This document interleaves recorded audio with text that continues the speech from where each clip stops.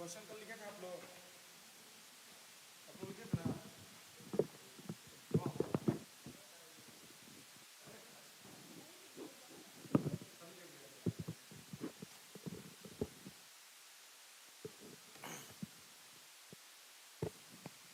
कैसा अनुभूति रहा था लिखने का अचानक से? हैं? बहुत अच्छा रहा था ना। ये ऐसे होते रहेगा कभी कभी, है ना। इससे क्या होगा कि अचानक से आपको प्रेशर पड़ेगा, दिमाग को प्रेशर देने का चीज है। दिमाग दिमाग को जितना फ्री छोड़िएगा ना, ये आउटडेटेड होता जाएगा। देखते हैं कुछ लोग मोबाइल में बहुत सब चीज जानता है। क्यों जानता है? क्योंकि मोबाइल को पूरा वो गीज दिया। गीजना समझते हैं? मतलब पूरा एकदम पेड़ पार के एकदम सब पता है उसको। हम लोगों को उतना नहीं पता है क्योंकि उतना टाइम नहीं दिया उस पर आदमी। तो दिमाग को जिस चीज में लगाइएगा उसमें वो एक्टिव हो जाएगा। मेंस में हमेशा आपको कहता हूं क्या कि घर में लिखने का प्रैक्टिस कीजिए ना। खाली रोज टारगेट कीजिए कि 3 घंटा हमको लिखना है। 1 महीने बाद आपको पता चले कि आप बहुत अच्छा लिखने लगे हैं। रीजन? प्रैक्टिस। विराट कोहली अगर इतना अच्छा क्रिकेट खेलते हैं उसका रीजन है प्रैक्टिस। सचिन इतना अच्छा खेले उसका रीजन है प्रैक्टिस। MS इतना अच्छा खेले उसका रीजन है प्रैक्टिस, और कुछ नहीं। कोच तो सबको मिलता है जी, कोच तो सबको मिलता है ना, मतलब शिक्षक तो सबको मिलते हैं, लेकिन निकलता उसमें से वो है जो प्रैक्टिस करता है। द्रोणाचार्य 105 लोग को पढ़ा रहे थे, 100 गो कौरव और 5 गो पांडव, और उसमें से टॉप क्वालिटी का धनुधर कौन निकला? अर्जुन। तो अर्जुन क्यों टॉप क्वालिटी का धनुधर निकला? अर्जुन टॉप क्वालिटी का धनुधर इसलिए निकला कि उसके सारे भाई 104 लोग रात में खा पी के जब सो जाते थे, अर्जुन उठ के तब प्रैक्टिस करता था। और उसको उस प्रैक्टिस को द्रोणाचार्य ने देख लिया, तो उनको समझ में आ गया कि ये लड़का है जो मेरा नाम करेगा। सबसे शिक्षक का नाम सारे विद्यार्थी से थोड़ी ना होता है जी। एगो कोई टॉप कर जाएगा IAS कभी, कह देगा कि हम इस तरह हमको पढ़ाए थे, बस हो गया मैटर। पढ़ाए तो लाखों को, है ना, पढ़ाए तो लाखों को, लेकिन कोई एक निकला उसमें से। तो वो एक कौन निकला? वो निकला जो एक्स्ट्रा ऑर्डिनरी था, जो एक्स्ट्रा कुछ करता था, अलग से मेहनत करता था। जो अलग से करेगा वही निकलेगा, कम से कम आज के समय में। जो सोचेगा कि बना बनाई खिचड़ी तो हमको मिल ही रहा है, हमको तो बस केवल खा लेना है, तो बना बनाया खिचड़ी खाते रहिए, बॉडी बनाते रहिए, उससे कोई खास फायदा नहीं है।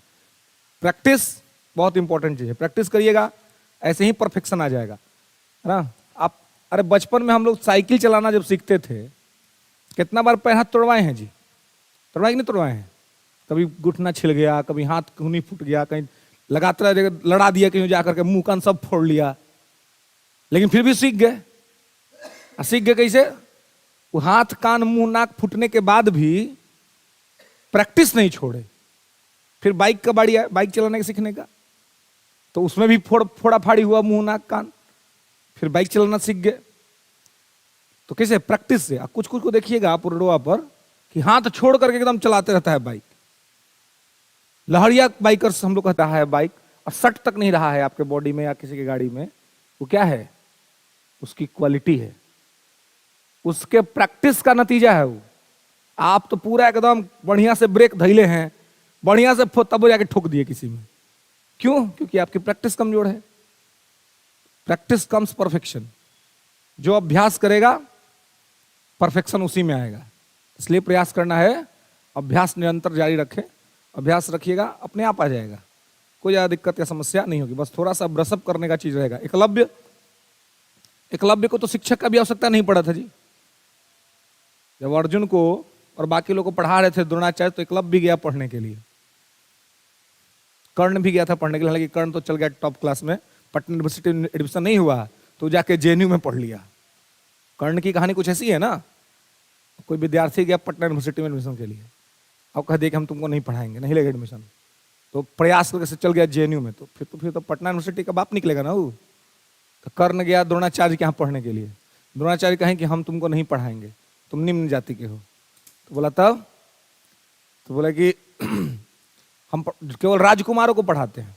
बोला ठीक है, मत पढ़ा।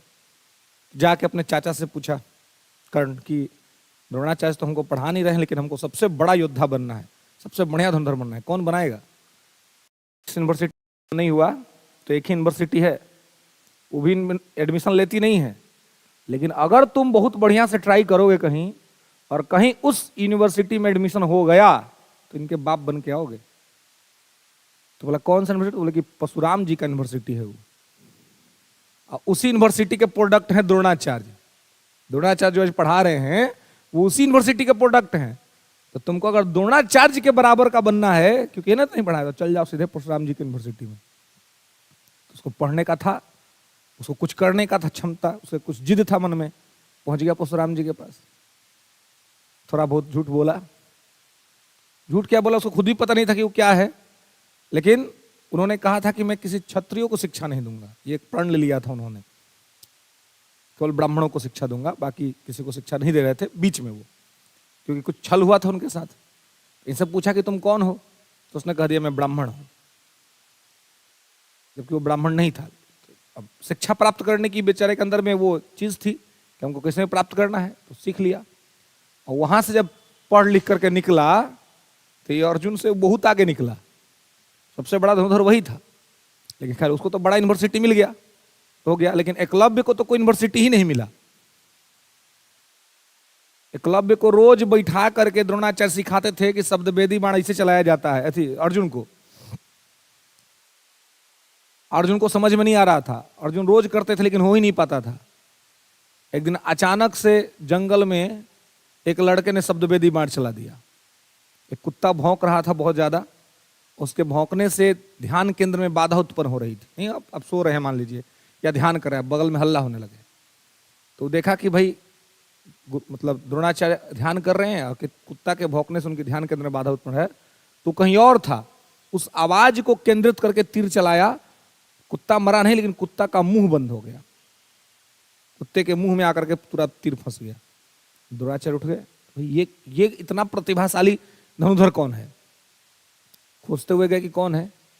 जब खोजते गए तो देखा कि एकलव्य है। बोला ये तुमने कैसे किया? तो उसने बोला आपके आशीर्वाद से। बोला हमने तो तुमको पढ़ाया नहीं, तो तुमने कैसे किया? उसने बोला कि आपने नहीं पढ़ाया, लेकिन मैंने आपकी एक मूर्ति बना ली है, और मैं रोज केवल सुबह से उठ करके रात भर प्रैक्टिस ही करता हूं कि कैसे करना है, कैसे करना, उसका मैं रोज प्रैक्टिस करता हूं। और उस प्रैक्टिस का नतीजा है कि हमने ये कर दिया। सोचिए कि वो खाली प्रैक्टिस से कर दिया।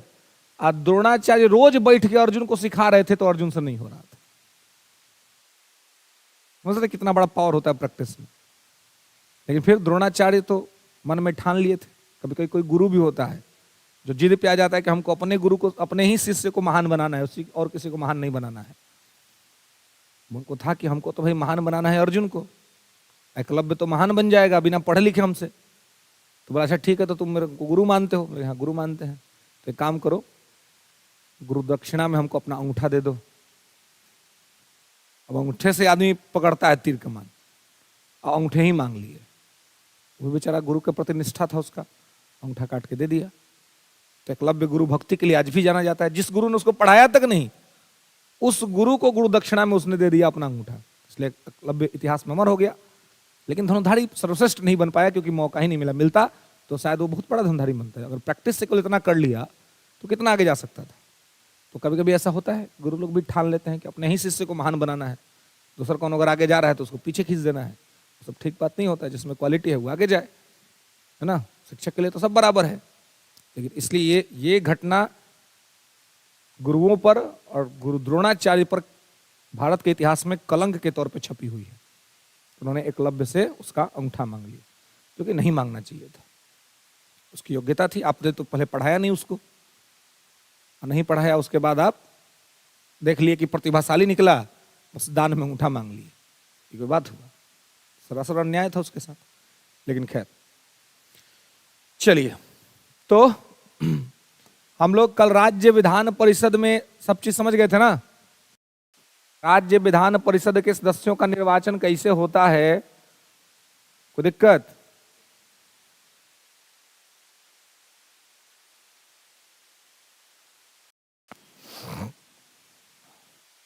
ठीक है, इसमें किसी को दिक्कत नहीं।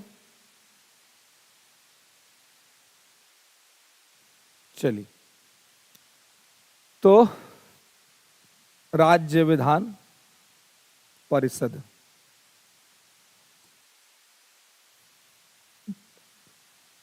अब देखिए विधानसभा, विधान परिषद, तो इसमें फॉर्मूला कल बताए थे, कौन कौन सा बताइए, क्या था फॉर्मूला?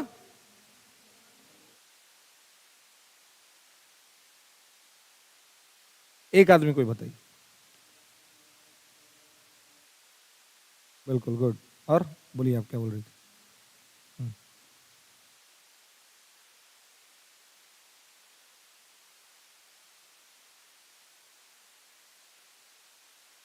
ये जरूरी नहीं है कि आप क्रोनोलॉजी में ही बोले, बस आपको याद होना चाहिए कि 1/3, 1/3, 1/6, 1/12, 1/12। अब इसको आप ऐसे ही बोल सकते हैं 1/12, 1/12, 1/3, 1/6, 1/6। इसमें क्या दिक्कत है? आपको बस याद रहना चाहिए, ये क्रोनोलॉजी मेंटेन करने का जरूरत नहीं है इसमें। बस कभी पूछा जाए, एग्जाम में आए, तो आपको याद रखना है कि 1/3 विधानसभा के लोग चुनते हैं, 1/3 स्थानीय निकाय के लोग चुनते हैं, 1/6 राज्यपाल मनोनीत करते हैं, 1/12 शिक्षक चुनते हैं, 1/12 विद्यार्थी चुनते हैं। बात खत्म। ये बस आपको दिमाग में ये बात याद रखनी चाहिए। क्लियर है? दिक्कत है ना? चलिए, अब देखिए, अब यहां पर भी क्या होगा, अध्यक्ष होगा ना, तो यहां पर क्या होगा, अध्यक्ष, और यहां पर होगा सभापति। ठीक है, चेयरमैन। विधान परिषद में कौन होता है? सभापति होता है, और विधानसभा में कौन होता है? अध्यक्ष होता है। ठीक है, तो यहां पर विधानसभा अध्यक्ष के पास पूरा वो पावर है जो आपने लोकसभा में अध्यक्ष के पास पढ़ा था। जो काम लोकसभा में लोकसभा का अध्यक्ष करता है एज वेल एज, वही काम विधानसभा में विधानसभा का अध्यक्ष करता है। दिक्कत एकदम क्लियर है? मतलब कोई भी विधेयक या बिल यहां पे आएगा तो इसकी मर्जी से आएगा, है ना, और ये जिसको आदेश देगा वो बोलेगा, जिसको कह देगा बैठ जाओ वो बैठ जाएगा, है ना। ये अध्यक्ष के का काम है। विधानसभा में कोई भी विधेयक पेश होगा तो अध्यक्ष की सहमति से पेश होगा, कोई भी प्रस्ताव आएगा तो अध्यक्ष के सहमति से आएगा। मतलब आप ऐसे समझिए कि अगर राज्य का सबसे बड़ा मंदिर विधानमंडल है और इस मंदिर के 2 कमरे हैं, एक विधानसभा और एक विधान परिषद, तो इस दोनों कमरों के अंदर का सबसे बड़ा पुजारी जो है विधानसभा अध्यक्ष और विधानसभा का सभापति है, परिषद का सभापति। मतलब इसके मर्जी के बिना यहां कुछ नहीं होगा और इसके मर्जी के बिना यहां कुछ नहीं होगा। आप समझ रहे? इसके मर्जी के बिना यहां कुछ नहीं, इसके मर्जी के बिना यहां कुछ नहीं। Is that clear? समझ रहे? तो यहां पर इसको आपको ध्यान रखना है, याद रखना है कि यहां पर इसके मर्जी के बगैर कुछ नहीं होगा, यहां पर इसके मर्जी के बगैर कुछ नहीं होगा। ओके, अब देखिए, तो जब यहां पर इस तरीके की स्थितियां बनेंगी, इस तरह से सिचुएशंस बनेंगे, तो सभापति अध्यक्ष का तो मैं कह रहा हूं कि सेम है, जैसे लोकसभा में है वैसे यहां पर है, लेकिन सभापति में अंतर है। क्योंकि राज्यसभा का सभापति तो उपराष्ट्रपति होता है ना, लेकिन विधान परिषद में तो उपराज्यपाल जैसा कोई मैटर ही नहीं है राज्य में। तो विधान परिषद का सभापति कौन बनेगा ये मैटर है, क्योंकि राज्यसभा का सभापति तो क्लियर है। मैंने बताया था आपको कि राज्यसभा के सभापति का अलग से चुनाव नहीं होता है। क्यों? क्योंकि उपराष्ट्रपति बैठा हुआ है जो एक्स ऑफिशियो चेयरमैन है, पदेन पद है, उपराष्ट्रपति के पद पर है तो सीधे बन जाएगा सभा का सभापति। लेकिन यहां पर ऐसा कोई पद नहीं है, तो सभापति कौन बनेगा? तो सभापति यहां पे आप देखेंगे, यहां पर चेयरमैन कौन बनेगा? तो यहां पर चेयरमैन बनेगा कौन? तो यहीं से सदस्य परिषद के सभापति का चुनाव सदस्य आपस में से करेंगे। यहां जो सदस्य बैठे हुए हैं ये डिसाइड करेंगे कि कौन सभापति बनेगा, कौन सभापति नहीं बनेगा। तो दिक्कत बोलिए, इसमें केवल आपको थोड़ा ब्रेन को ओपन रखना है और लॉजिकली सोचना है, ठीक है? बोलिए।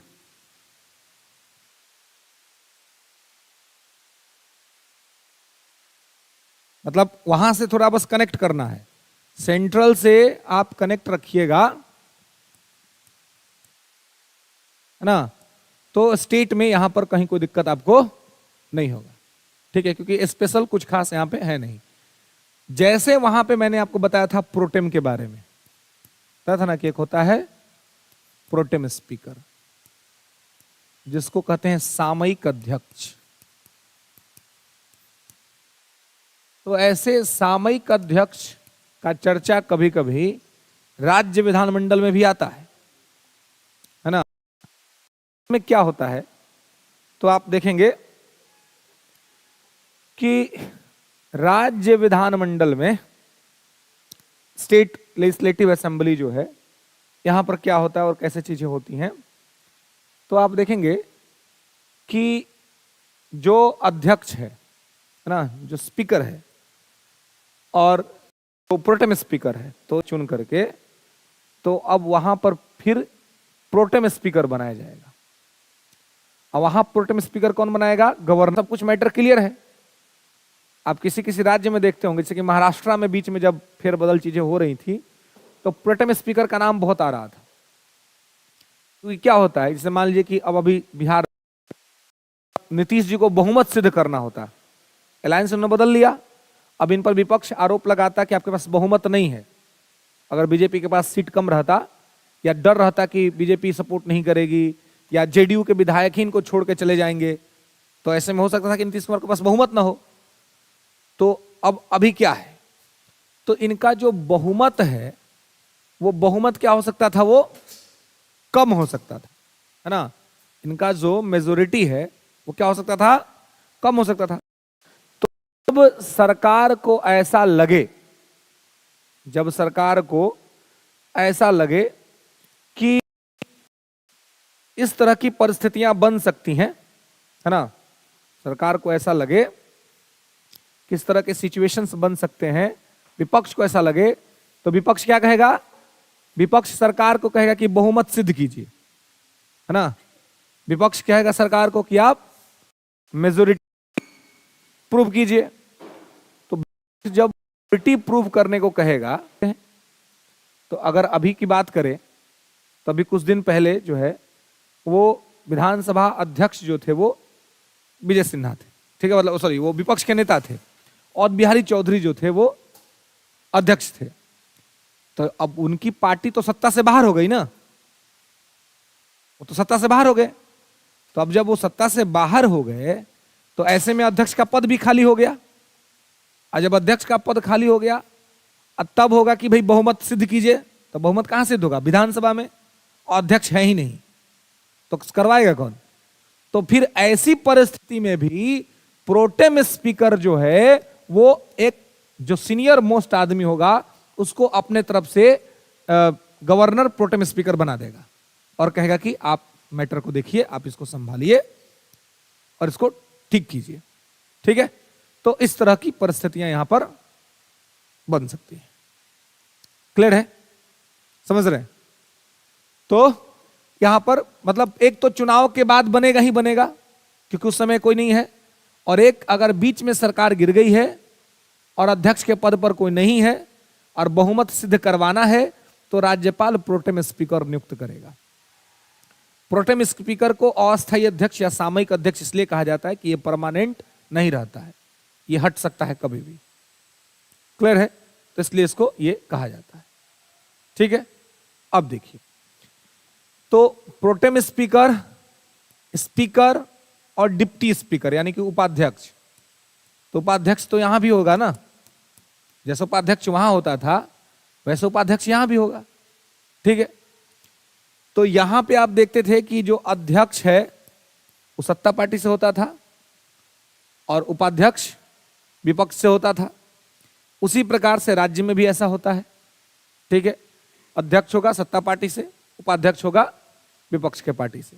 ठीक है, और अध्यक्ष जब नहीं रहेगा तब उपाध्यक्ष को अध्यक्ष के पद पर काम करना होगा, है ना। जो मैं हमेशा आपको कहता हूं कि उप का मतलब चुप होता है ना। जिसके भी नाम के आगे उप लग गया वो समझिए कि उनको चुप ही रहना है। अच्छा देख लीजिए बिहार में, अब तो आप प्रैक्टिकल देख लीजिए, तेजस्वी जी उप मुख्यमंत्री थे तो चुप ही रह गए ना, चुप ही रह गए बेचारे, क्या कर लिए। नीतीश जी ने कांड कर दिया ना। इससे पहले जो नीतीश जी ने कांड किया था उस समय तारकिशोर थे उप मुख्यमंत्री, रेणु कुशवाहा थी, क्या कर लिया उन लोगों ने। नीतीश जी चल गए आरजेडी में जाके मिल गए। उप चुप रहो, कोई काम नहीं है तुम्हारा भाई, पावर ही नहीं है तुम्हारे पास। अभी अब मन है सम्राट चौधरी और विजय सिन्हा, अगर कल फिर मूड बदला नीतीश जी का और कुछ तेजस्वी जी कहते चचा आइए, तुरंत नीतीश जी चल जाएंगे राबड़ी आवास में, जाकर वहां चाय पियेंगे, कहें कि हो गया मेरा मूड बदल गया। मतलब स्थिति है। मैं कल सहसा एक ऐसे न्यूज देख रहा था तो उसमें नीतीश जी का स्टेटमेंट देख रहा था, तो नीतीश जी और उस लाइन को सुनने के बाद सहसा अंदर से हंसी आ गई। अचानक से उन्होंने कहा कि देखिए हम ऐसे ऐसे कहे थे इंडिया गठबंधन के लिए, चीजें नहीं हुई, सीटों का विभाजन नहीं हुआ तो हम आ गए इधर, हम तो सब दिन इधरे रहे हैं, तो हम आ गए हैं, अब हम सब दिन इधरे रहेंगे, ये उन्होंने कहा है। उन्होंने कहा कि हम सब दिन इधरे रहेंगे। यार क्या कह रहे हो, मुझे लगता है ये लाइन कोई भी सुनेगा तो हंसी आ जाएगी।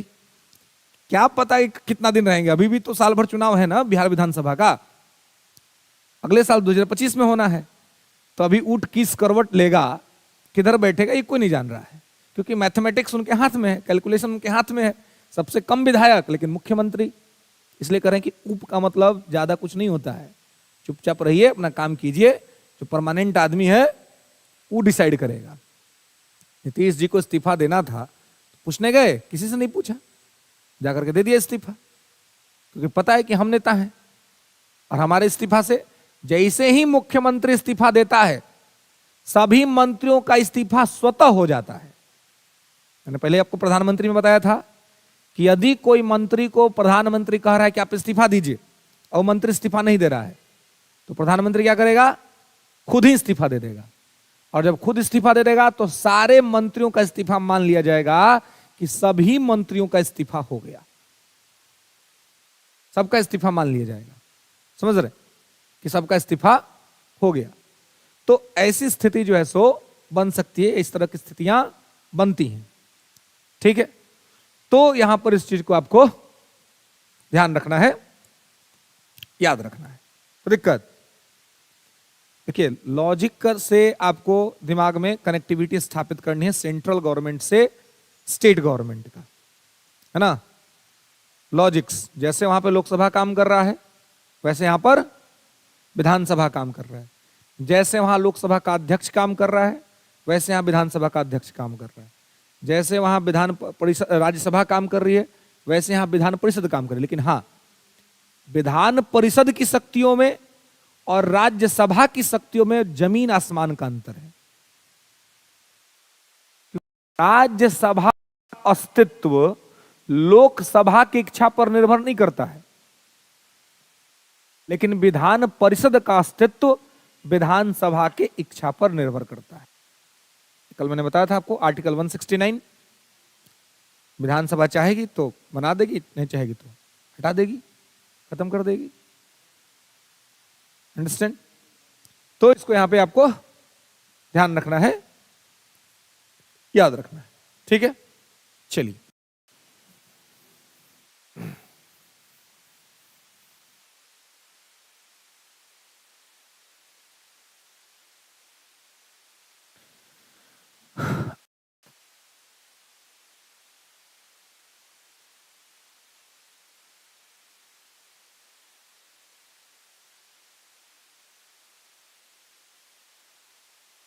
चलिए तो फिर लिखेंगे राज्य के विधानसभा में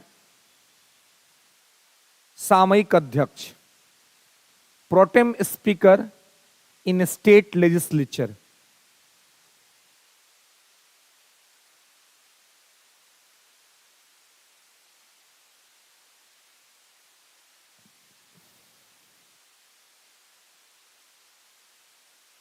ठीक है।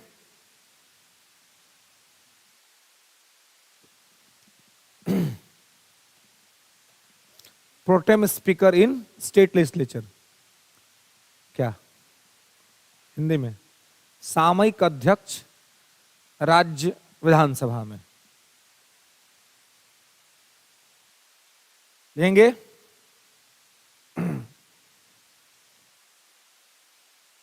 सामयिक अध्यक्ष की नियुक्ति विधानसभा चुनाव के पश्चात राज्यपाल के द्वारा की जाती है।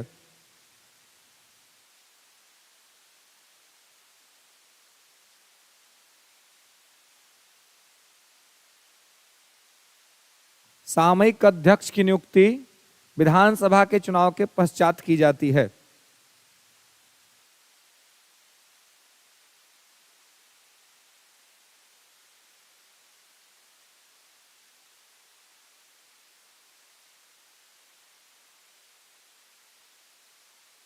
ठीक है,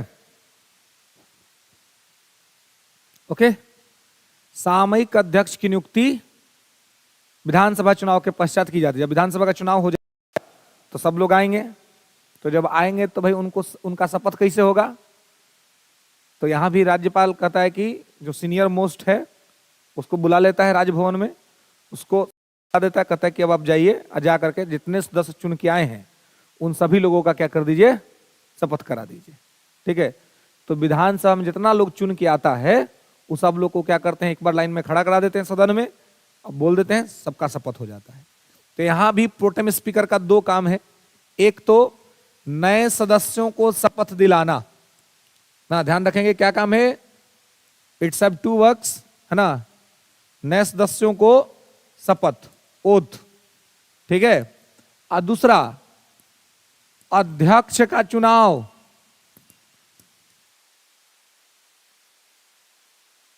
अस्थाई अध्यक्ष का, किसका चुनाव, अस्थाई अध्यक्ष का, है ना, जो परमानेंट चेयरमैन है, स्पीकर है, उसका चुनाव, अस्थाई अध्यक्ष का चुनाव। ठीक है, तो ये अस्थाई अध्यक्ष का चुनाव हो जाता है, ध्यान रखेंगे, एक तो शपथ और उसके बाद अस्थाई अध्यक्ष का चुनाव। जैसे ही ये दो काम पूरा हुआ, नए सदस्यों का शपथ हो गया और अस्थाई अध्यक्ष का चुनाव हो गया, प्रोटेम स्पीकर का काम खत्म, स्वतः उसका पद समाप्त हो जाता है। तो ध्यान रखेंगे, नोट कर लिया ना, नोट कर लीजिएगा, ये नहीं कि हम जब बोलेंगे तब नोट करना है, क्लर्क नहीं है आप लोग, ये सब क्लर्क सबका काम होता है। हाँ साहब बोलिए, तोहरा अपने ऑफिस में क्लर्क मिलते हो ना, जब बीपीएससी सेलेक्ट होकर जाइएगा ना एसडीएम डीएसपी के पोस्ट पे, तो 200 से ज्यादा क्लर्क आपके नीचे काम करेगा। वो कहेगा कि सर बोलिए क्या लिखना है, क्या टाइप कर दे, हम मालूम चला कि सर बैठ के टाइप करना, लाओ हम कर देते हैं, पगलवा। सर का काम है सोचना, दिमाग लगाना और बोलना, उसके बाद वो टाइप करेगा, है ना। इसलिए हर जगह आप देखेंगे डिपार्टमेंट के अंदर में ये जो एसएससी का एग्जाम होता है या अन्य जो एग्जाम होते हैं 10th लेवल 12 लेवल के, उससे क्या सिलेक्ट किया जाता है, क्लर्क सिलेक्ट किए जाते हैं ताकि वो आपको सपोर्ट करे आपके कामों में। ठीक है, और आपका काम क्या है, निर्णय लेना। इसलिए आपका एक ही टाइम पर दिमाग और कलम दोनों चलना चाहिए। इन्हीं के पहले सुन लेंगे पूरा आराम कहानी, यहाँ सुन लिया, अब लिखेंगे और मालूम चलता हो कि दूगो वहां से निकल गया।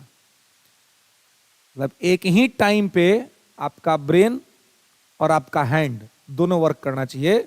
इसको कहते हैं क्या, OLQ। You know what is OLQ? हाँ, OLQ, ऑफिसर लाइक क्वालिटी, ऐसी योग्यता जो ऑफिसर्स में होती है। 50 बार नहीं सुन पूछेगा कि बतिया, एक बार बोलेगा, एक बार सुनेगा। आप देख लीजिए कितने बड़े अधिकारी से मिलिए, आप 200 बात बोलिएगा ना तो एक बात बोलेगा, एक बात ऐसा बोलेगा कि आपका 200 बात का जवाब निकल जाएगा, क्योंकि उसको पहले यह सिखाया जाता है कि भाई कम बोलना है।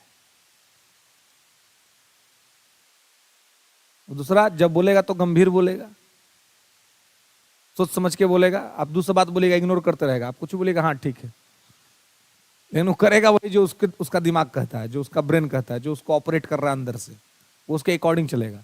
उसको कहते हैं ऑफिसर लाइक क्वालिटी। तो वही कि सुनिए और लिखिए, इंपॉर्टेंट बात जो है वो उसी प्रकार से आपको वही समय पे लिख लेना है ना। इसका इंतजार नहीं करना कि हम बोलेंगे कि लिखो, तो लिखना है। शपथ और अध्यक्ष का चुनाव ये दोनों कौन कराता है? प्रोटेम स्पीकर कराता है। कभी कभी ये पूछा जा सकता है कि राज्य विधानसभा के अध्यक्ष के चुनाव का डेट कौन फिक्स करता है? तो डेट कौन फिक्स करेगा? राज्यपाल, गवर्नर। राज्यपाल एक डेट लिख के भेज देता है कि इस डेट को ये काम हो जाना चाहिए, ठीक है, और उसी डेट को वो काम होता है।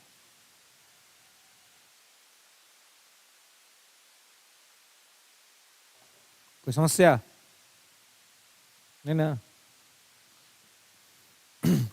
अरे जी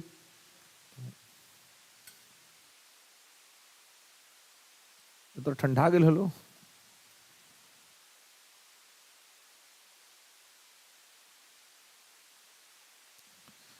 तो यहां पर इसको ध्यान रखना है, ठीक है। अब देखिए, तो ये दोनों काम हो गया, स्पीकर प्रोटेम स्पीकर का काम खत्म, ठीक है। और एक जो मैंने स्टार्टिंग में ही बताया कि बीच में भी इनका काम आ सकता है। बीच में कब? जब सरकार गिर गई और कोई बहुमत सिद्ध करने की स्थिति में नहीं है, सरकार चली गई है और कोई बहुमत सिद्ध करने की स्थिति में नहीं है, तब भी इस तरह की परिस्थितियां बन सकती हैं। क्लियर है? तो इसको कहते हैं आप यहां पर बीच में, अभी बिहार में ऐसा कुछ नहीं हुआ, लेकिन आप महाराष्ट्र में देखेंगे, जब महाराष्ट्र में शिवसेना टूटी थी और एकनाथ शिंदे मुख्यमंत्री बने थे, तो बहुत ज्यादा प्रोटेम स्पीकर का चर्चा हो रहा था। मध्य प्रदेश में हो रहा था प्रोटेम स्पीकर चर्चा एक टाइम पे। अगर न्यूज पेपर अगर आप लोग पढ़ते होंगे, गौर करते होंगे, तो ये सब शब्द न्यूज में आता है। और अब सिविल सर्विस का एक पैटर्न बन गया है। अब बीपीएससी उस पैटर्न पे जा रही है, पहले नहीं थी लेकिन अब जा रही है। कि वो सीधे पूछता है कि हाल के समाचारों में चर्चा में रहा ये शब्द, समाचार न्यूज़पेपर में, है ना, करंट में अगर ये बहुत चर्चा में रहने वाला है, तो ये सब चीज ध्यान रखेंगे। राम मंदिर उद्घाटन के बाद उस पे बाद पीएम ने भाषण दिया है और पीएम के भाषण में तमाम शब्दों के प्रयोग किए गए हैं। और ध्यान रहे कि सरकार बिहार में बदली हुई है। तो ये जो 70वीं बीपीएससी होगा वो इसी सरकार के नेतृत्व में होगा। ऐसे में एस्से के टॉपिक में ये आना स्वाभाविक है, निबंध के टॉपिक में ये आना स्वाभाविक है। ये यहां भी आएगा, यूपी में तो आना ही आना है। यूपी पीसीएस होगा तो वहां निबंध में आएगा। ये यूपीएससी करेगी, वहां पर भी निबंध में लेके आ सकती इस टॉपिक को। क्योंकि अब केवल इसको धर्म से देखने का मैटर नहीं है कि राम राज्य की बात तो महात्मा गांधी करते थे ना। तो राम राज्य पे आ जाएगा आपको निबंध लिखने के लिए, लिखिए राम राज्य क्या होता है। अब मालूम चला आप दूसरे कहानी लिख दिए।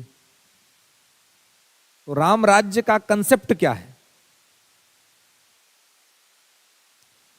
राम राज्य का कंसेप्ट ये नहीं है कि एक आदमी का प्रभुत्व, एक समाज का प्रभुत्व, जो जनरली गलत परसेप्शन लोग बनाए हुए हैं मन में कि राम राज्य आएगा तो एक आदमी का प्रभुत्व हो जाएगा, एक समाज का प्रभुत्व हो जाएगा, एक लोग बहुत हावी हो जाएंगे। बिल्कुल नहीं।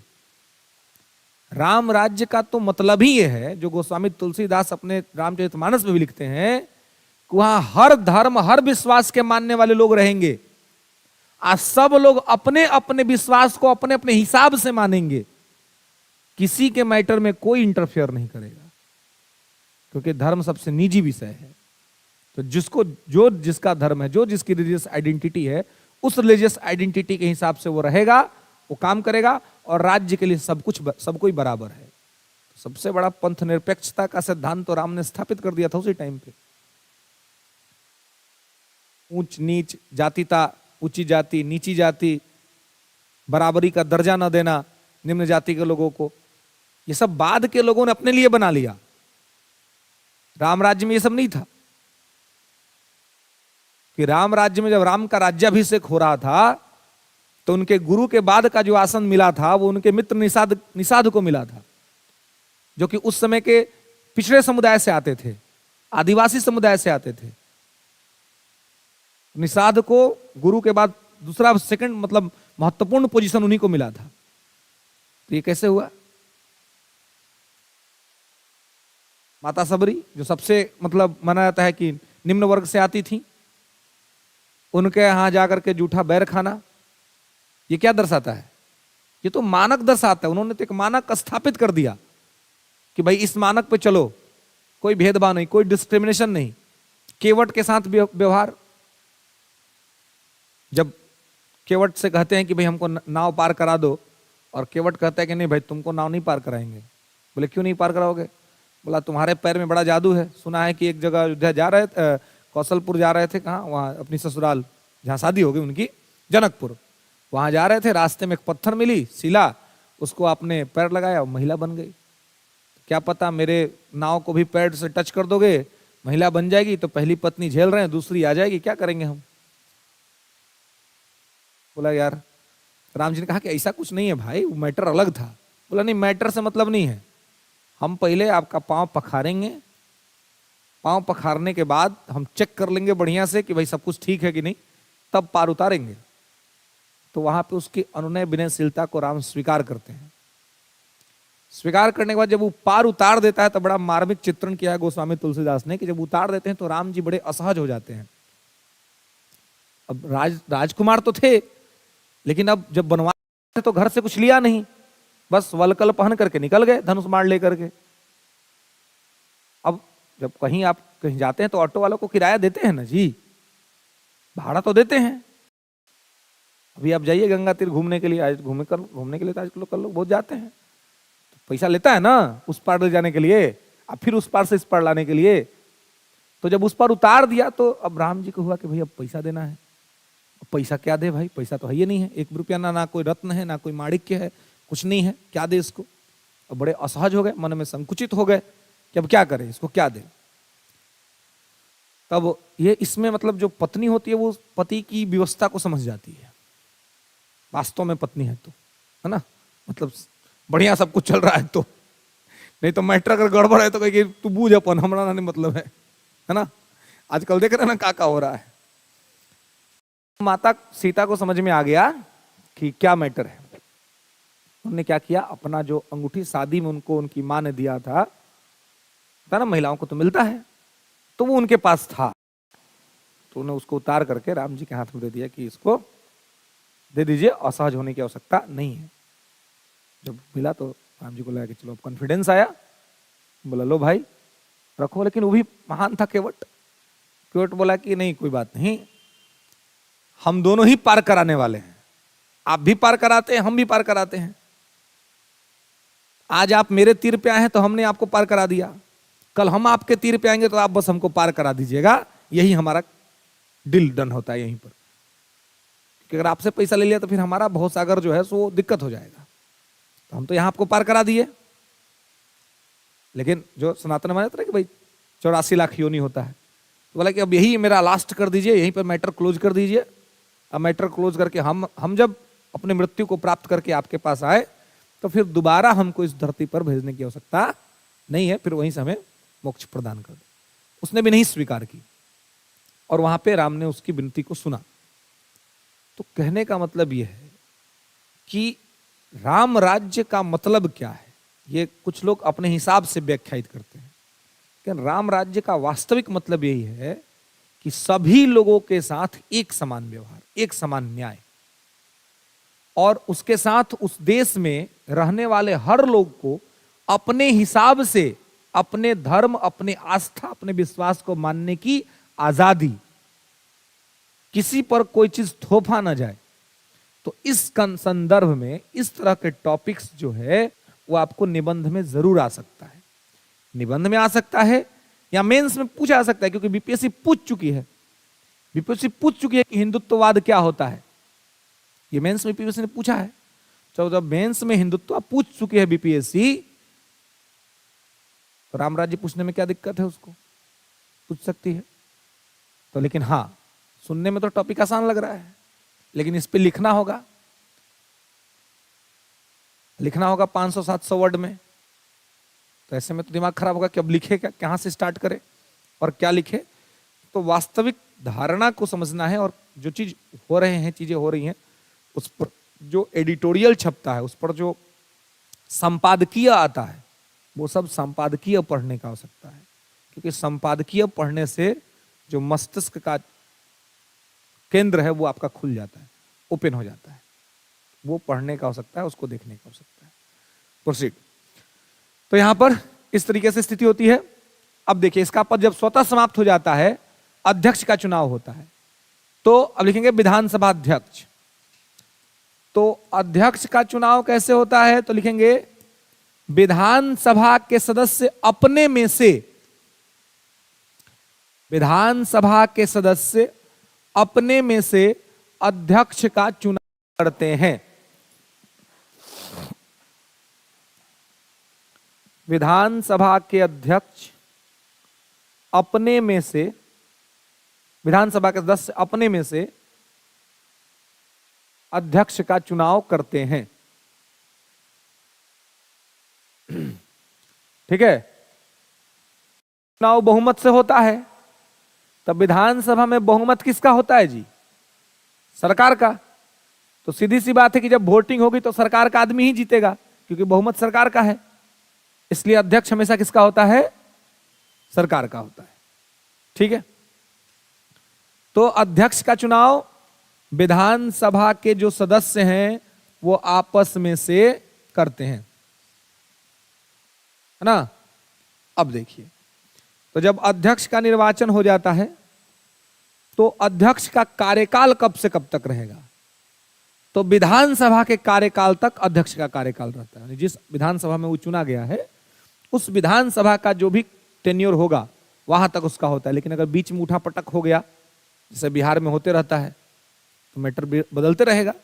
लेकिन अगर कुछ भी उठापटक नहीं हुआ तो सामान्यतः एक विधानसभा अध्यक्ष जो अपना पद संभालता है वो उस विधानसभा की समय तक संभालता है, यानी कि लगभग 5 वर्ष। बीच में उसको हटाया जा सकता है। अगर कार्यकाल सामान्यतः पूछा जाए तो अध्यक्ष का कार्यकाल क्या होता है? विधानसभा का कार्यकाल अध्यक्ष का कार्यकाल है। क्लियर है? कोई दिक्कत? लेकिन बीच में जो मैटर बिगड़ता है तो वो आपको प्रैक्टिकलिटी के साथ ध्यान रखना है कि अगर सत्ता बदलेगी तो विधानसभा अध्यक्ष तो बदलना निश्चित है ना। अब देखिए, इधर 20 में चुनाव हुआ था कोरोना में, उसके बाद से लगातार उठापटक हो ही रहा है।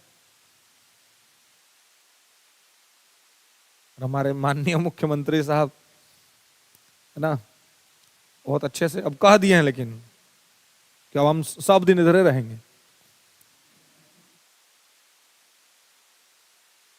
उधर भी गए थे तो बोले थे कि अब हम सब दिन इधर रहेंगे, ये हमारा अपन है। अभी अभी मुख्यमंत्री साहब की स्थिति वैसी है जैसे घर में आने वाली फुआ लोगों का होता है। जैसे घर में मान लीजिए 2 भाई है, दोनों का आपस में झगड़ा चल रहा है, तो फुआ लोग को देखिएगा क्या करती है, क्योंकि बहन तो दोनों के हैं ना, अपना आपस में लड़ रहे हैं। अब उसके साथ समस्या है कि भाई वो किसके यहाँ जाए, तो दोनों जगह जाएगी। वहां जाएगी तो कहेगी हम तोहरे साथ हैं, तुम्हारे लिए कुछ करेंगे। बढ़िया से चाय वो पी लेगी वहां पर। अब उधर जाएगी तो उनने के जो भौजाई है वो चाय में तनी कॉफी मिला के दे देगी, कॉफी बना है फुआ जी आपके लिए। अब जैसे कॉफी पिएगी वो बोलेगी तुम्हारा में जो बात है उसके यहाँ थोड़ी ना है, हम तो तुम्हारे साथ हैं, तुमको सपोर्ट करेंगे हर, जब तुम खोजोगी तब। मालूम चला गई उन्हें तो यह बतिया उन्हीं जाके बोली है। अब है बात इधर भी बोली है। रसिया का एक शासक हुआ करता था, उसका नाम था स्टालिन। लेनिन के बाद शासक बना था रसिया में। रसिया को मजबूत बनाने का श्रेय लेनिन और स्टालिन को जाता है। तो उस समय सोवियत संघ हुआ करता था। तो स्टालिन कहता था कि यदि आप हमारे साथ नहीं हैं तो आप हमारे विरोधी हैं। मतलब वो सीधे कहता था कि अगर हमारे साथ हैं तो खुल के हमारे साथ रहिए, कहिए कि हम आपके हैं और आपके साथ हैं, और सार्वजनिक तौर पे कहिए। यो नहीं होगा कि हमरो साथ हैं या उनको साथ हैं, इन्हीं चाय पीजिएगा उन्हीं चाय पीजिएगा, ही नहीं होगा। चाय पीना है तो हम ही पिलाएंगे खाली, अगर आपका मन है उन्हें पीने का तो फिर आप परमानेंट उधर ही पीजिए, हमारे यहां मत आइए। और ये नीति सबसे अच्छी नीति होती है। अपने आप को पावरफुल, ताकतवर बनाना है तो ऐसे 2-4 लोग आपके पास होने ही चाहिए जो कंप्लीट आपके हों। ऐसे लोगों का गुट बना के रखे हुए हैं जो कह रहा है कि आपसे के साथ भी बैठ रहा है, आपके दुश्मन के साथ भी बैठ रहा है, उस पर विश्वास कर सकते हैं कभी? कब आपका मैटर वहां ओपन कर देगा या वहां का मैटर कब इधर ओपन कर देगा, कोई पता है? इसलिए वो कहा, और इसी वजह से उसने रसिया को स्ट्रांग बना लिया, अकेले ही रह करके बना लिया।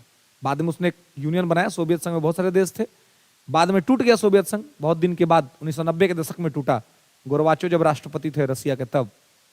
तो इसलिए टूटा क्योंकि समय, परिवेश, परिस्थितियां बदल गई थी और गोरबाचोव की कुछ नीतियां थी, उस नीतियों के वजह से लोगों का बाहरी दुनिया से संपर्क हुआ, और जब बाहर के दुनिया से संपर्क हुआ तो उन लोगों को लगा कि हमको तो अधिकार कम मिले। जैसे कि मान लीजिए अब अभी मैट्रिक तक हम लोग घर में रहते हैं, हम लोग सबके साथ तो यही कहानी हुई है, मैट्रिक तक गांव पे थे, गांव में पढ़ाई लिखाई हुआ, मैट्रिक के बाद इंटर, ग्रेजुएशन, ये सारी चीजें, पोस्ट ग्रेजुएशन, ये सब बाहर से हुई है ना।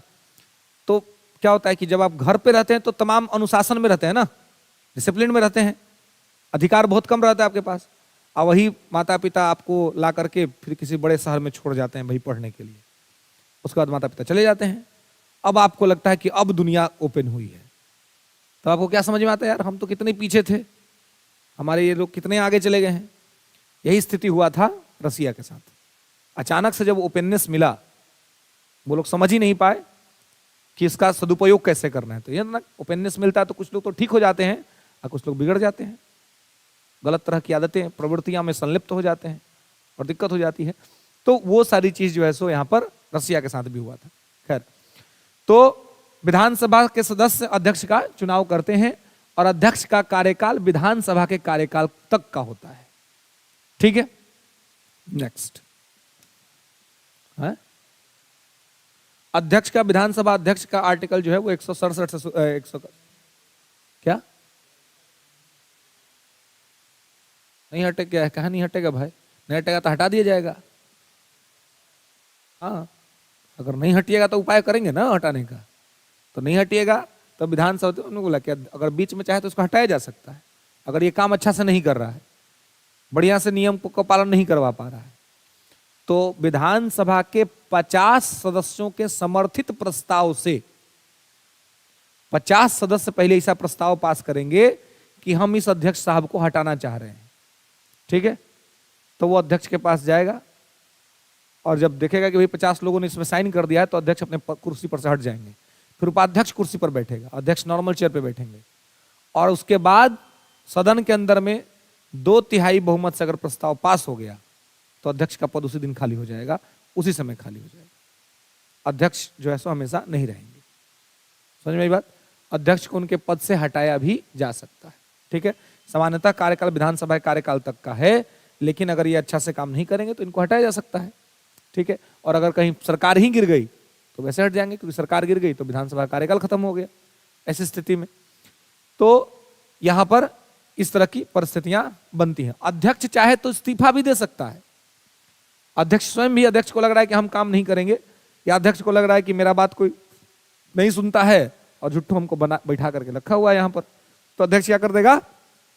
इस्तीफा दे देगा। तो इस्तीफा किसको देगा? अध्यक्ष उपाध्यक्ष को देगा, है ना। अध्यक्ष अपना रिजिग्नेशन उपाध्यक्ष को सौंप देगा कि भाई आप लीजिए, संभालिए। ठीक है, क्लियर है?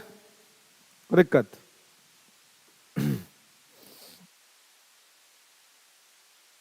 तो यहां पे इसको आपको ध्यान रखना है। ठीक है, अब आप देखिए, तो जब इस तरह की परिस्थितियां यहां पे बनेंगी, अध्यक्ष को सदस्य आपस में से चुनेंगे। ठीक है, दूसरी परिस्थिति कि विधानसभा के कार्यकाल तक अध्यक्ष का कार्यकाल होगा। तीसरी परिस्थिति, अध्यक्ष को उसके पद से हटाया भी जा सकता है। और चौथी परिस्थिति, अध्यक्ष स्वयं अपना पद छोड़ सकता है। ठीक है, ये अध्यक्ष का मैटर है। ओके, एक चीज ध्यान रखेंगे, ये मैंने सेंटर में भी आपको बताया था कि हमारे देश में लोकसभा के अध्यक्ष हों या विधानसभा के अध्यक्ष हों, ये अपनी पार्टी की आइडेंटिटी रखते हैं, इन कभी कभी ये पूछा जाता है कि किस देश में अध्यक्ष या स्पीकर जो होता है, स्पीकर बनने के बाद अपनी पार्टी से त्यागपत्र दे देता है, अपना पार्टी ही छोड़ देता है? तो ब्रिटेन है बिल्कुल। इंग्लैंड में जो आदमी स्पीकर बनता है, तो स्पीकर बनने के बाद सबसे पहला काम करता है अपना पार्टी को छोड़ देता है। इसका रीजन, ताकि वो निष्पक्ष रह सके, क्योंकि यहां पर जो रहेगा सदन के अंदर में, उसको सबको मौका देना है ना, तो उसकी निष्पक्षता को निश्चित करने के लिए यह किया जाता है, ताकि वो निष्पक्ष रहे, किसी पक्ष में ना रहे। क्लियर है? कोई दिक्कत नहीं ना?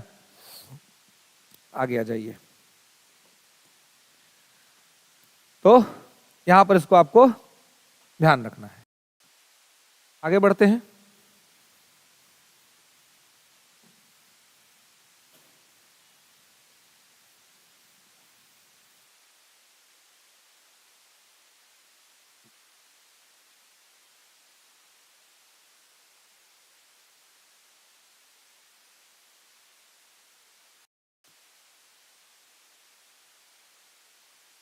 उपाध्यक्ष, तो उपाध्यक्ष सामान्यतः कहां से होता है?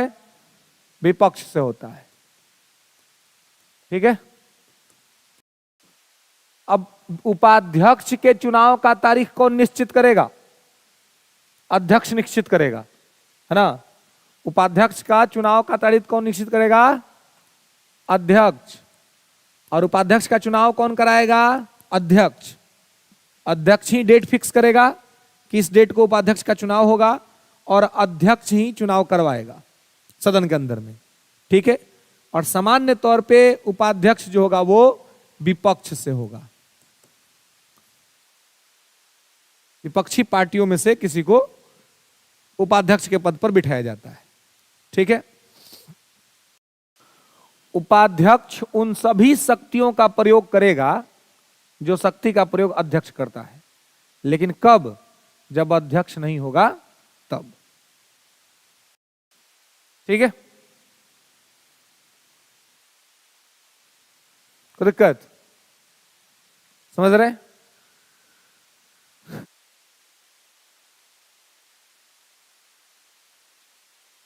ओके। कोई दिक्कत नहीं ना? तो यहां पे इसको आप ध्यान रखेंगे, याद रखेंगे। ठीक है। अब देखिए, तो उपाध्यक्ष जो है वो कौन होता है? विपक्ष का नेता होता है। ठीक है। Leader of opposition. ठीक है। मतलब लीडर ऑफ अपोजिशन नहीं होगा, लीडर ऑफ अपोजिशन किसी को बना देगा अपने तरफ से, क्योंकि विपक्ष का नेता तो अपना काम करता है, सवाल पूछेगा सरकार से, लेकिन वो अपने तरफ से किसी को उपाध्यक्ष के पद पे बिठा देगा, और ये सभी शक्तियों का प्रयोग करेगा जो अध्यक्ष करता था जब अध्यक्ष नहीं रहेगा उस दिन। और अध्यक्ष है तब तो कहीं कोई दिक्कत ही नहीं है, अध्यक्ष नहीं होगा तब ये करेगा। ठीक है। अब अध्यक्ष की शक्तियां क्या है? तो जो शक्ति वहां पर लोकसभा अध्यक्ष का है वही शक्ति इसके पास है। इसके मर्जी के बिना कोई भी विधेयक लाया नहीं जाएगा, इसको पहले पूर्व सूचना होगी। हाँ, मुख्य तौर पे धन विधेयक के संबंध में आपको ध्यान रखना है कि अध्यक्ष के पास ये शक्ति है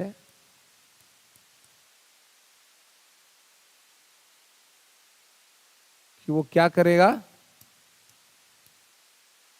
तो धन विधेयक यानी कि मनी बिल, है ना, धन विधेयक का निर्णय करेगा, है ना। लिख लेंगे कि कोई विधेयक धन विधेयक है अथवा नहीं, इसका निर्णय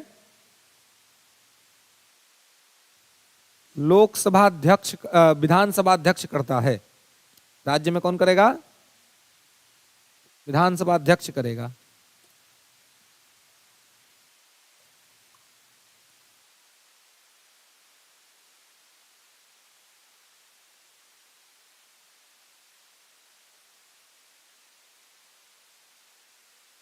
ठीक है। कोई विधेयक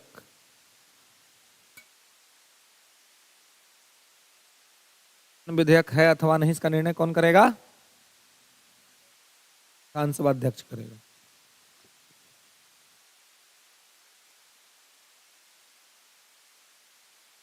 ठीक है। और धन विधेयक क्या होता है नहीं होता है ये सब क्लियर है, क्योंकि वही वाली बात है। धन विधेयक क्या होता है? आए तेज बोलिए ना भाई। हाँ, जैसे में क्या क्या आता है इसमें? अच्छा, और increase of tax, decrease of tax, removal of tax, है ना। कर को बढ़ाना, कर को घटाना, कर को कम करना, ये सब क्या है? ये सब धन विधेयक है। ठीक है, चलिए तो यहां तक के इसको ध्यान रखेंगे। ठीक है, तो इसके पास वो सभी शक्तियां हैं जो लोकसभा अध्यक्ष के पास शक्तियां होती हैं, एज वेल एज उन्हीं शक्तियों को ये यहां पर इंजॉय करता है, उन्हीं शक्तियों को यहां पर रखता है। ठीक है, चलिए नेक्स्ट।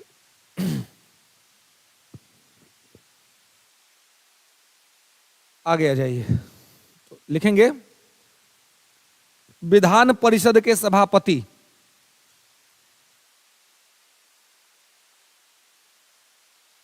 विधानसभा के सभापति,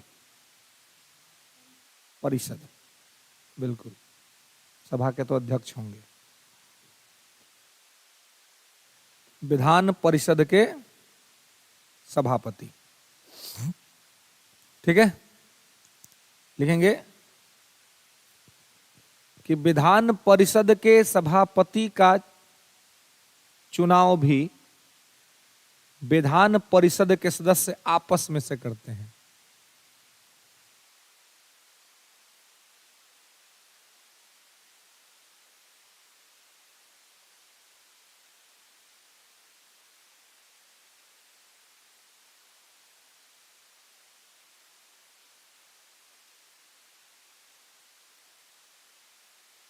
ठीक है,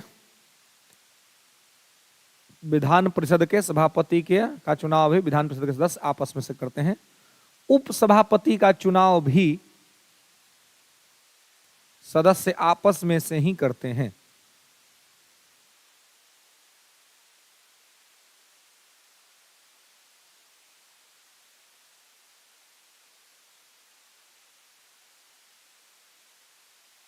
ठीक है,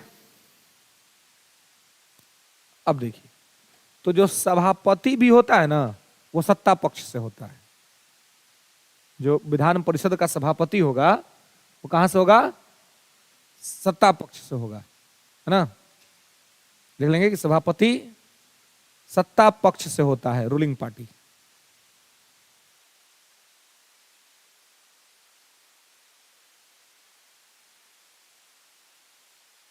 ठीक है, और इसकी अनुपस्थिति में और इसकी अनुपस्थिति में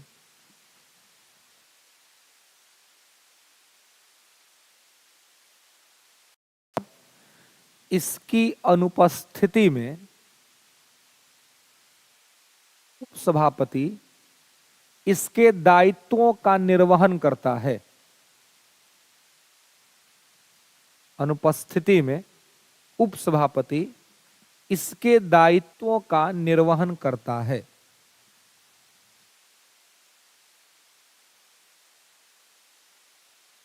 ठीक है, इसके दायित्वों का निर्वहन करता है। तो दिक्कत, अब देखिए, तो इसका भी दायित्व क्या है? तो जो काम विधानसभा में अध्यक्ष करेगा वही काम विधान परिषद सभापति करेगा। विधान परिषद के सभापति के बिना कोई भी विधेयक विधान परिषद में चर्चा नहीं होगा। जिसको बोलेगा बोलने के लिए वही बोलेगा, जिसको बोल देगा कि नहीं बोलिए तो नहीं बोलेगा। आपको केंद्र में जब पढ़ाए थे तो बताए थे कि इन लोगों के लिए एक शब्द यूज किया जाता है। वो शब्द क्या है?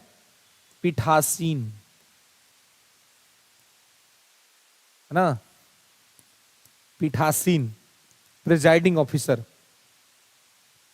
तो अगर आपसे पूछा जाए कि राज्यों में पीठासीन अधिकारी कौन होता है, तो राज्य में 4 पीठासीन अधिकारी होते हैं। कौन कौन?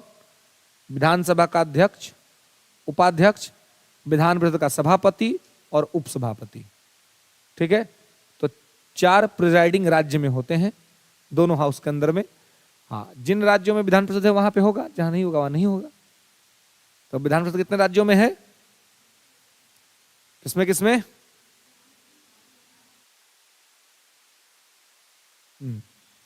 ठीक है, तो बिहार यूपी में, और फिर कर्नाटक, महाराष्ट्र, आंध्र प्रदेश और तेलंगाना में।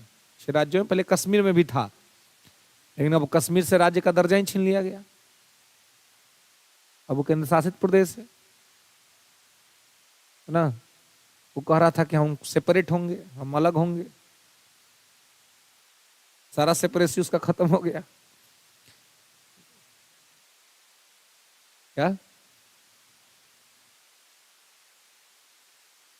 नहीं, संविधान सुन किसी को आवश्यकता नहीं, ये तो पहले ही पढ़ा चुके हैं। 169 में पढ़ाए तो बताए थे कि संविधान सुन करना पड़ेगा, बताए थे ना कि ये लोग अपने विशेष बहुमत से पास करके भेजेंगे और संसद इसको साधारण बहुमत से कर देगी। संसद साधारण बहुमत से और राज्य का विधानसभा विशेष बहुमत से।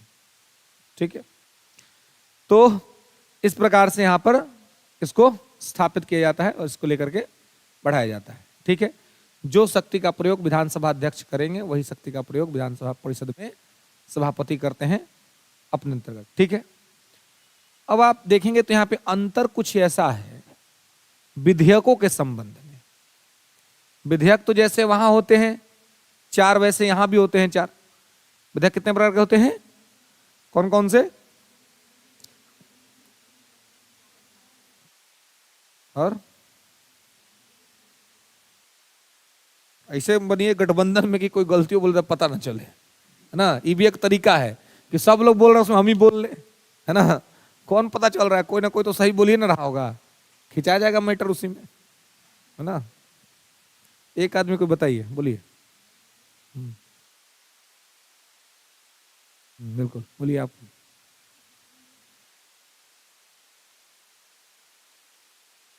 कौन कौन? संसाधन संशोधन, संविधान संशोधन, है ना। संसाधन संशोधन क्या होता है जी? है एगो लड़का था, वो पढ़ रहा था हिंदी, है ना, पढ़ रहा था एक एक सधे सब साधे, सब साधे सब जाए। कि हो मोबाइल मास्टर है, मोबाइल मास्टर भुला गए हो का नियम कायदा कानून? बहुत दिन के बाद आए हो तो, हैं? बहुत दिन के बाद आए हो ना क्लास में। कॉलेज का काम था, बोल दो कि क्लास छुट्टी होगा तो आएंगे। कॉलेज का काम है तो बोल दो क्लास छुट्टी होगा तो आएंगे, अभी आए हैं क्लास करने, बहुत दिन के बाद तो कोई भी किए हैं और इसमें भी परेशान कर रहा है।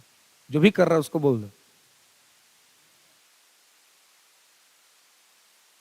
अच्छा, कॉलेज का था, अभी किसको रिप्लाई कर रहे थे? सॉरी, ये ना बोल रहे थे लेट, शायद कहीं नियम भुला गए होंगे, चाहिए भुला गए। अब एक बार बोलियो दिए तो ध्यान ओकरे में घुसल है, एक बार बोल दिए मोबाइल मास्टर तो वो घुसल आपसे, हैं? इतना देर तक कम से कम मोबाइल से दूरी बनाएंगे ना जी। मालूम है कि हम ये सब इग्नोर नहीं करते हैं, धरा जी तो फिर घबरा जी तो मैटर है। तो कहने का मतलब ये है, कहने का तात्पर्य ये है कि यहां पर जो विधेयक है, तो 4 तरह का विधेयक तो होता है, लेकिन संविधान संशोधन करने का राज्यों के पास नहीं है। राज्य के पास पावर नहीं कि संविधान संशोधन कर पाए। तो एगो तो ऐसा नहीं निकल गया यहां से सीधे, अब 3 को बच गया। राज्य में या तो साधारण विधेयक आएगा, या तो धन विधेयक आएगा, या तो वित्त विधेयक आएगा, क्योंकि संविधान संशोधन केवल और केवल भारत की संसद कर सकती है अकॉर्डिंग टू आर्टिकल 368। और केशवानंद भारती केस 1973 में जो फैसला आया, जिसमें सुप्रीम कोर्ट ने कहा कि संविधान में संशोधन करने का पावर केवल संसद के पास, नहीं तो ये बाप राज्य वाला सब तो अपन घर बनाने वाला संशोधन कर देता कि हमें वो घर बनाना है संशोधन। ठीक है, संविधान निर्माता जो हमारे थे वो बहुत मैच्योर, बहुत ज्यादा इनलाइट और बहुत ज्यादा इंटेलेक्चुअल प्रॉपर्टी थे, इतने प्रबुद्ध थे कि उनको पता था कि भविष्य में क्या होना है। तो एकदम बेहतर संविधान बनाया और बेहतर जगह पर पावर दिया कि अगर राज्यों को दे दिया गया तो इस सबको तो मालूम है कि हम तो प्रधानमंत्री बनेंगे नहीं। टूट काहे हो रहा है इंडिया गठबंधन में? सबको प्रधानमंत्री बनने का मन कर रहा है। अब प्रधानमंत्री का पद एक है, कांग्रेस बेचारी कमजोर हो गई है, तब वो कैसे स्वीकार कर ले? तो टूट रहा है। तो ऐसे में अगर रहता कि आप अलग हो सकते हैं तो सब क्या करता? अपने राज्य को देश घोषित कर देता कि कल से हमारा हो गया ये देश, और कह देता हम हो गए यहाँ के प्रधानमंत्री, है ना, सब पावर हम एंजॉय करेंगे। ये संविधान निर्माता इस बात को बहुत अच्छा से समझते थे, इसलिए तो बोला कि नहीं, इस सब का इलाज करो, सारा पावर सेंटर को दो। तो कश्मीर में क्या हो रहा था? ये हो रहा था ना, कह रहा था हम अलग होंगे, हमको अलग कर दो। अभी पता चल रहा है कि अलग होने का क्या मतलब होता है। घर का कोई बदमाश बच्चा रोज बदमाशी कर रहा है, माता पिता इग्नोर कर रहे हैं कि अच्छा ठीक है ठीक है ठीक है, कहीं पड़ गया पिताजी के चक्कर में, बढ़िया से दिमाग उनका पहले से खराब है, और धरा गया उसी में। धरा गया तो सब दिन का बदला निकल जाएगा, नहीं निकल जाएगा? निकल गया, 370 खत्म, एकदम शांति अवस्था है, कोई दिक्कत नहीं हो रहा है। नहीं तो रोज कोई ना कोई कांड होता था। याद कीजिए डिमोनेटाइजेशन से पहले रोज हम लोग सुनते थे कि वहां पर पत्थर चल रहा है हमारे सैनिकों पर, हमारे सैनिक पत्थर से मारा जा रहा है। सैनिक उधर से जवाबी कार्रवाई नहीं कर पाती थी क्योंकि हमारे लोग हैं, हम कैसे भाई मार दे इनको। तो कहते ना कि डिमोनेटाइजेशन हुआ था, नोटबंदी। तो नोटबंदी का इकोनॉमिक पर्सपेक्टिव से देखिएगा तो कोई लाभ हुआ कि नहीं? मुझे तो नहीं लगता कि कोई लाभ हुआ। इकोनॉमिक पर्सपेक्टिव से डिमोनेटाइजेशन का कोई लाभ नहीं हुआ इकोनॉमी के हिसाब से। लेकिन एक लाभ जो हुआ वो ये हुआ तुरंत, इमीडिएट, कि जैसे ही ये घोषणा हुआ कि 500 और 1000 के नोट लीगल टेंडर नहीं रहेंगे, कश्मीर में पत्थर फेंकना बंद हो गया। क्योंकि वहां सबका ड्यूटी लगल था कि दिन भर सेना पर पत्थर फेंको, 500 रुपया शाम को आके ले जाओ। ऐसा स्थिति था, भारतीय सेनाओं के खिलाफ कार्रवाई करो और पैसा आके ले जाओ। तो अचानक से पैसा बंद हो गया। अब बंद हो गया तो पुराना 500 सबको मालूम चल गया कि तो चलेगा नहीं अब मार्केट में, बस पत्थर फेंकना भी बंद। पता नहीं मोदी जी इसी के लिए किए थे कि काहे किए थे भाई?